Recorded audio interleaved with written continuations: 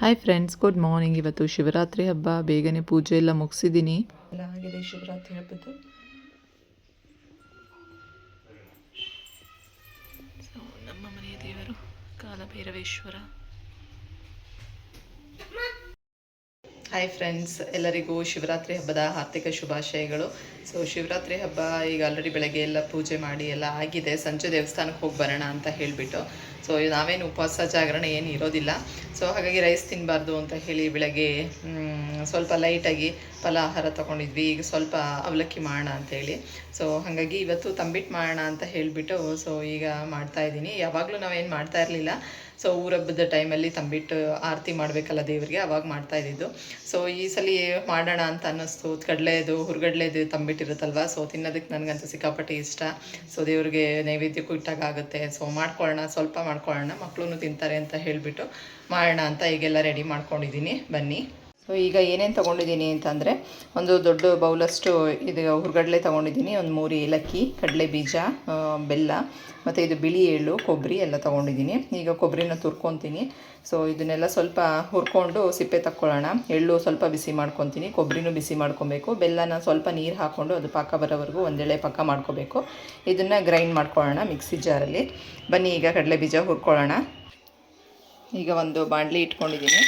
ಅದಕ್ಕೆ ಕಡಲೆ ಬೀಜ ಹಾಕ್ಕೊಂಡು ನೀಟಾಗಿ ಕಡಲೆ ಬೀಜ ಸಿಮ್ಮಲ್ಲಿ ಇಟ್ಕೊಂಡು ಹುರ್ಕೊಳ್ಳೋಣ. ಚೆನ್ನಾಗಿ ಬರುತ್ತೆ. ಕಡಲೆ ಬೀಜ ಅಷ್ಟು ನುಣ್ಣಗೆ ಪುಡಿ ಮಾಡಬಾರ್ದು, ಸ್ವಲ್ಪ ತರಿ ಮಾಡಿಕೊಂಡ್ರೆ ಸೊ ಚೆನ್ನಾಗಿರುತ್ತೆ. ಬಾಯಿಗೆ ಸಿಗ್ತಾ ಇರುತ್ತಲ್ಲ, ಹಾಗಾಗಿ ಕಡಲೆ ಬೀಜ ಹುರ್ಕೋಬೇಕು ಫಸ್ಟು. ನೀವು ಎಲ್ಲ ಶಿವರಾತ್ರಿ ಹಬ್ಬಕ್ಕೆ ತಂಬಿಟ್ಟು ಮಾಡ್ತೀರಾ. ಒಬ್ಬೊಬ್ಬರು ರವೆ ಉಂಡೆ ಮಾಡ್ತಾರೆ, ತಂಬಿಟ್ಟು ಮಾಡ್ತಾರೆ. ಸೊ ಒಂದೊಂದು ರೀತಿ. ಸಂಜೆ ಮನೆ ಹತ್ರ ಇರೋವಂಥ ಶಿವನ ದೇವಸ್ಥಾನಕ್ಕೆ ಹೋಗಿ ಬರೋಣ ಅಂತ ಹೇಳಿ. ಸೊ ಇವತ್ತು ರಜಾ ಇದೆ, ಭಾನುವಾರ ಆಗಿರೋದ್ರಿಂದ. ಸೊ ಮಕ್ಕಳು, ಹಸ್ಬೆಂಡು ಎಲ್ಲ ಮನೆಯಲ್ಲಿದ್ದಾರಲ್ಲ, ಸಂಜೆ ಹೋಗಿ ಬರೋಣ ದೇವಸ್ಥಾನಕ್ಕೆ ಅಂತ. ಸೊ ಟಿ ವಿನಲ್ಲಿ ಈಗ ಅದೇ ನೋಡ್ತಾ ಇದ್ದೆ. ಎಲ್ಲ ದೇವಸ್ಥಾನಗಳಲ್ಲೂ ವಿಶೇಷ ಪೂಜೆ, ಇವತ್ತು ಹೋಮ ಎಲ್ಲ ಇದೆ. ಸೊ ಮಲ್ಲೇಶ್ವರಂ, ಕಾಡು ಮಲ್ಲೇಶ್ವರ ದೇವಸ್ಥಾನದಲ್ಲಂತೂ ತುಂಬ ಚೆನ್ನಾಗಿ ಮಾಡಿರ್ತಾರೆ ಅಂತ ಹೇಳಿ ತೋರಿಸ್ತಾ ಇದ್ರು. ಅಷ್ಟೇನು ರಶ್ ಇಲ್ಲ ಅಂತ. ಈಗ ಮಧ್ಯಾಹ್ನ ಟೈಮ್ ಅಷ್ಟು ರಶ್ ಇರೋದಿಲ್ಲ, ಸಂಜೆ ಟೈಮ್ ತುಂಬ ರಶ್ ಇರುತ್ತೆ ಅನಿಸುತ್ತೆ. ಸೊ ಇದನ್ನು ಸಿಮ್ಮಲ್ಲಿ ಇಟ್ಕೊಂಡು ಹುರ್ಕೊಳ್ಳೋಣ ನಿಧಾನಕ್ಕೆ. ನಾನೀಗ ಹುರ್ಗಡ್ಲೆ ಮತ್ತು ಏಲಕ್ಕಿಯನ್ನೆಲ್ಲ ತರಿಯಾಗಿ ಪುಡಿ ಮಾಡ್ಕೊಂಡಿದ್ದೀನಿ. ಇಷ್ಟು ಕಡಲೆ ಬೀಜ ಎಲ್ಲ ಆಗಿದೆ. ತಕ್ಕೊಂಡು ಆರದ್ಮೇಲೆ ಸಿಪ್ಪೆ ತಕ್ಕೊಂಡು ಇದನ್ನು ಸ್ವಲ್ಪ ಗ್ರೈಂಡ್ ಮಾಡ್ಕೊಳ್ಳೋಣ. ಜಾಸ್ತಿ ಪುಡಿ ಆಗಿಬಿಟ್ರೆ ಬೇಡ, ಸ್ವಲ್ಪ ತರಿಯಾಗಿ ಮಾಡ್ಕೊಳ್ಳೋಣ.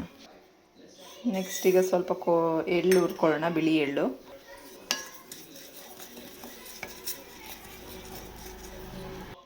ನೆಕ್ಸ್ಟ್ ಈಗ ಸ್ವಲ್ಪ ಕೊಬ್ಬರಿ,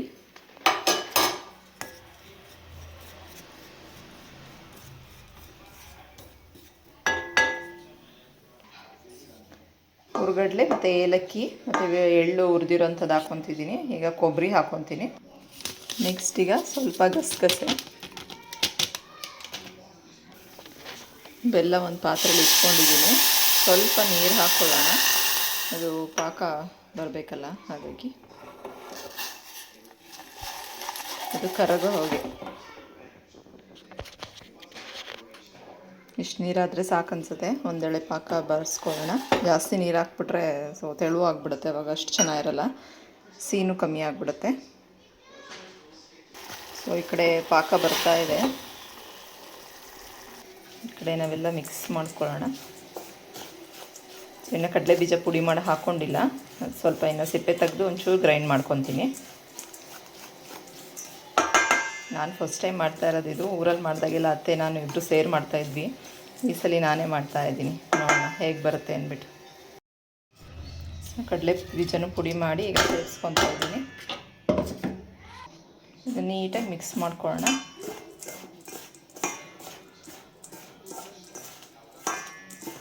ಸೊ ಈಗ ಪಾಕ ಹಾಕ್ಕೊಂಡು ಮಿಕ್ಸ್ ಮಾಡ್ಕೋಬೇಕೀಗ. ಪಾಕ ಆಲ್ರೆಡಿ ಆಗಿದೆ. ಸೊ ನೋಡಿ ಪಾಕ ಎಷ್ಟು ಪಾಕ ತಕ್ಕೊಂಡಿದ್ದೀನಿ, ಸಾಕಾಗುತ್ತೆ ಅಂತ ಅಂದ್ಕೊಂಡಿದ್ದೀನಿ. ನೋಡೋಣ, ಈಗ ಪಾಕ ಹಾಕ್ಕೊತಾ ಇದ್ದೀನಿ.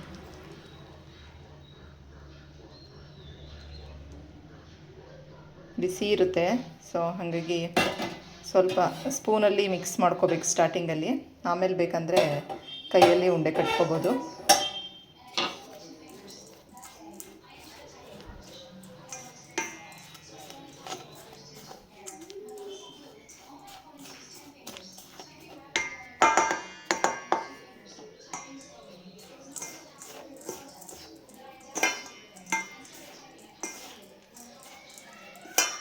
ಹಾಕ್ಕೊತಾ ಇದ್ದೀನಿ. ಈಗ ಅದು ಶಾರ್ಟೇಜ್ ಆಯಿತು, ಹಾಗಾಗಿ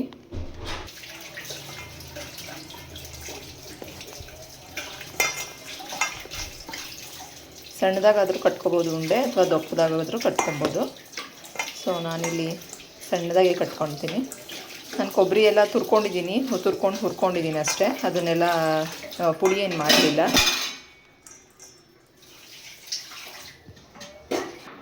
ನೋಡಿ ಈ ರೀತಿ ಉಂಡೆ ಕಟ್ಟಕ್ಕೆ ಬರ್ತಾ ಇದೆ. ಸೊ ಪಾಕ ಹದವಾಗಿ ಹಿಡ್ಕೊಳ್ಳೋ ಥರ ಬಂದಿದೆ, ಹಾಗಾಗಿ ಸಣ್ಣ ಸಣ್ಣ ಉಂಡೆನೇ ಸಾಕು. ಸೊ ನಾನು ನುಣ್ಣಗೆ ಪುಡಿ ಮಾಡಿಲ್ವಲ್ಲ, ಹಾಗಾಗಿ ನೋಡಿ ದಪ್ಪ ದಪ್ಪ ಹೀಗೆ ಕಾಣಿಸ್ತಾ ಇದೆ. ಹೀಗೆ ಇದ್ದರೆ ಚೆನ್ನಾಗಿರುತ್ತೆ. ಎಳ್ಳನ್ನು ಅಷ್ಟೇ ನಾನೇನು ಪುಡಿ ಮಾಡೋಕ್ಕೆ ಹೋಗಲಿಲ್ಲ. ಸೊ ಹಾಗಾಗಿ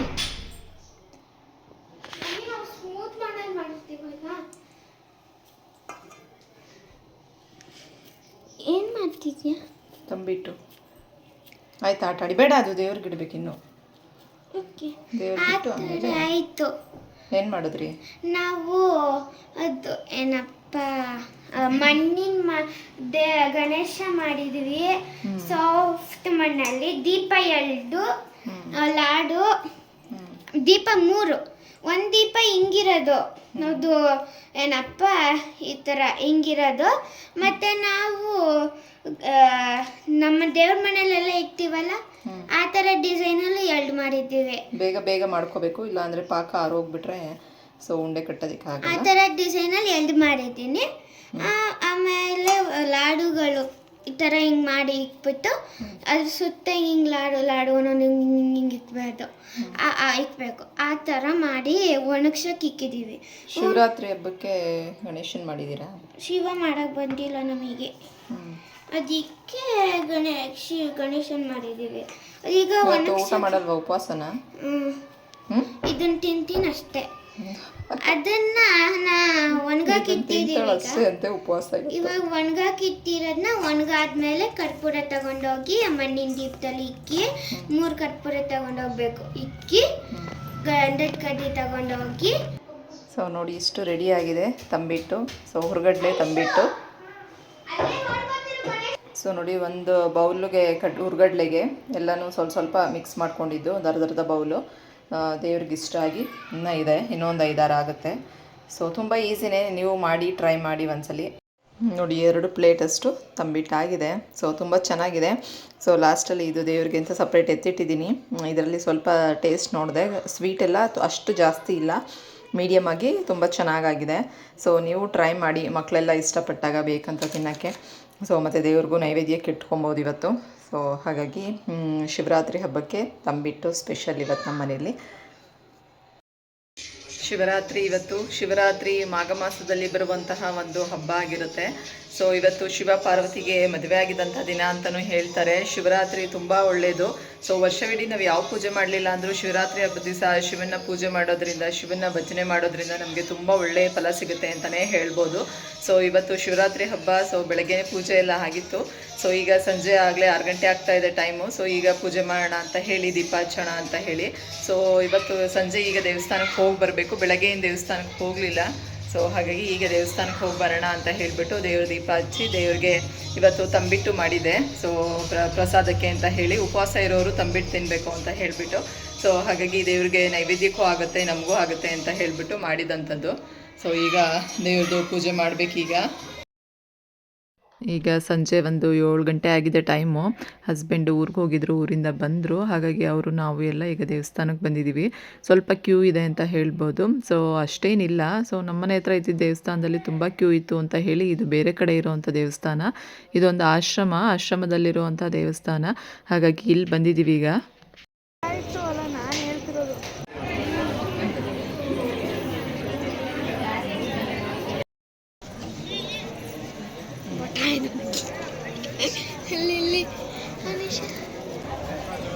ದೇವ್ರ ದರ್ಶನ ಎಲ್ಲ ಚೆನ್ನಾಗಾಯಿತು. ಇಲ್ಲಿ ಜೀನ್ಸ್ ಹಾಕಿದವ್ರನ್ನೆಲ್ಲ ಬಿಡೋದಿಲ್ಲ. ಸೊ ಹಂಗಾಗಿ ಮಕ್ಕಳು ಇಬ್ಬರು ಜೀನ್ಸ್ ಹಾಕಿದ್ರು, ಅಂದರೆ ಲಾಂಗ್ ಟಾಪೇ ಹಾಕಿದ್ರು. ಹಾಗಾಗಿ ಅವ್ರನ್ನ ಒಳಗಡೆ ಅಲೋ ಮಾಡಲಿಲ್ಲ.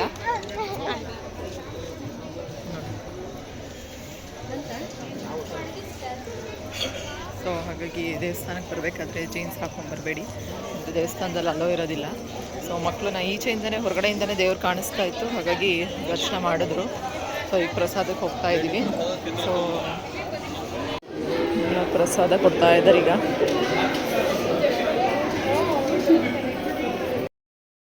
ಇದೊಂದು ಆಶ್ರಮದಲ್ಲಿ ಇರುವಂಥದ್ದು ಶಿವನ ದೇವಸ್ಥಾನ.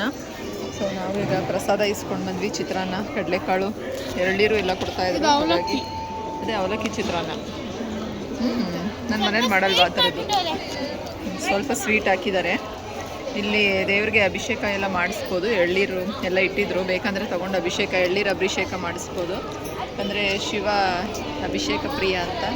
ಸೊ ಹಾಗಾಗಿ ದೇವರಿಗೆ ಇವತ್ತು ಮನೆಯಲ್ಲಾಗಿರ್ಬೋದು, ದೇವಸ್ಥಾನದಲ್ಲೆಲ್ಲ ಅಭಿಷೇಕ ಮಾಡಿಸ್ಬೋದು ಬೇಕಂದರೆ.